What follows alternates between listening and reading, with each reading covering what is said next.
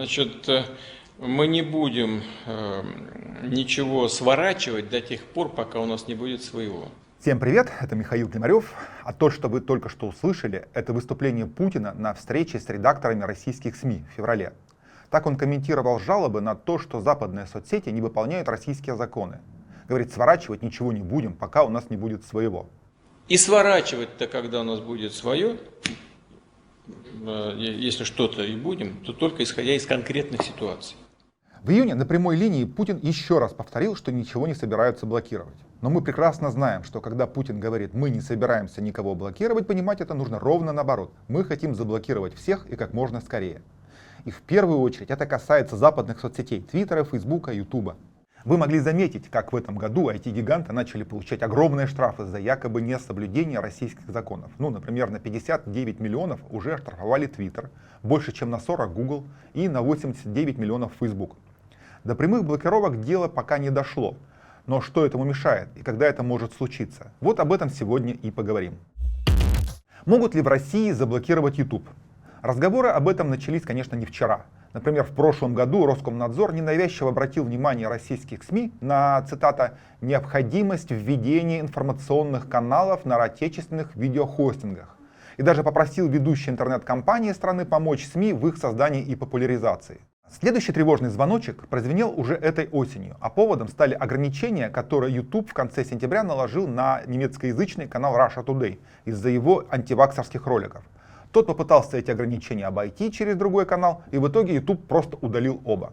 Но на защиту Russia Today тут же встал верный Роскомнадзор, который пригрозил YouTube блокировкой, если ограничения не будут сняты. После этого в роли хорошего полицейского выступили депутаты Госдумы, которые сказали, что блокировать YouTube нецелесообразно, потому что пострадают миллионы граждан, но надо его оштрафовать, чтобы было неповадно. Однако Роскомнадзор не знает других методов, кроме блокировки, особенно когда у него появляется навязчивая идея, что кто-то его требования игнорирует. В конце октября замглавы РКН Вадим Субботин даже заявил, что у них появились технические способы для замедления работы YouTube. Но тут же оговорился, что пока применяться будут административные меры. Депутаты были правы в одном. От блокировки YouTube действительно пострадают миллионы граждан. YouTube, как и остальные соцсети, не любит раскрывать статистику, но 2 года назад, в 2019 году, его месячная аудитория составляла около 40 миллионов человек. А среди молодых людей от 18 до 24 лет половина использовала YouTube ежедневно. За прошедшие 2 года аудитория, надо думать, еще увеличилась. Например, есть данные, что в июне 2021 года на YouTube заходил каждый второй интернет-юзер в России. При этом в трендах YouTube чаще всего находятся совсем не расследования или репортажи независимых СМИ. Давайте просто посмотрим, что у нас тут. Вот, например, на первом месте стендап Славы Комиссаренко. На втором шоу «Вписка».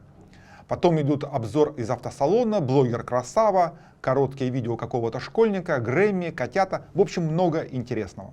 А если у вас или ваших друзей есть дети, вы точно знаете, что еще популярно на YouTube. Правильно, мультики. И до тех пор, пока дети будут смотреть YouTube, а их родители будут получать хотя бы полчаса свободного времени, блокировать это все действительно нецелесообразно, выражаясь языком депутатов. Кто хочет получить миллионы рассерженных детей и их родителей? К тому же, давайте не забывать, что пропагандисты, типа того же Соловьева, пользуются Ютубом. И думаю, получают с этого, если не лайки, то точно профит. В общем, кажется, что блокировать YouTube, пока на нем есть контент, власти нелогично и невыгодно. Еще раз вернемся к словам нашего президента в самом начале этого ролика. Мы не будем ничего сворачивать, пока у нас не будет своего. Что это значит? А это значит, что свое должно появиться, или по крайней мере его попытаются создать. И это свое на самом деле уже есть, оно называется Рутуб. Речь про русский YouTube, судьба которого, возможно, сложится все же более удачно, чем у других русских стартапов. Помните такие? Поисковик под названием Спутник, например, Skype от Чемезова или мессенджер Там-Там от Mail.ru. Рутуб, если вы вдруг не знаете, появился не вчера. Он существует аж с 2006 года. То есть 15 лет кто-то ждал, чтобы его возродить. И в апреле 2021 года его торжественно перезапустили. А знаете, кто им сейчас руководит? А это хорошо знакомый нам Ксан Ксаныч Жаров, тот самый, который много лет возглавлял Роскомнадзор и однажды даже заблокировал Telegram до 30% деградации. Давайте же посмотрим, что из себя представляет это, так сказать, обновленный Рутуб. Если верить описанию, в нем появился, например, новый интерфейс и загрузка видео. Правда, когда журналисты открытых медиа попытались залить на Рутуб фильм «Команда Навального» про дворец Путина, они почему-то получили отказ. Ну, это, наверное, совпадение было такое. Но если вы думаете, что за 15 лет Рутуб прошел огромный путь и теперь-то уж точно взлетит не хуже Ютуба, то у меня не очень хорошие новости. Ну, давайте зайдем в этот русский Ютуб и посмотрим на него. Начнем с новостей. Что у нас тут? 360 ТВ, радио «Комсомольская правда», Армен Гаспарян, понятия не имею, кто это. В общем, лучшие из лучших. Но давайте и на блогеров тоже посмотрим. Знаете их? Если вы попробуете поискать их на Ютубе, то, скорее всего, обнаружите, что их там никто не знает.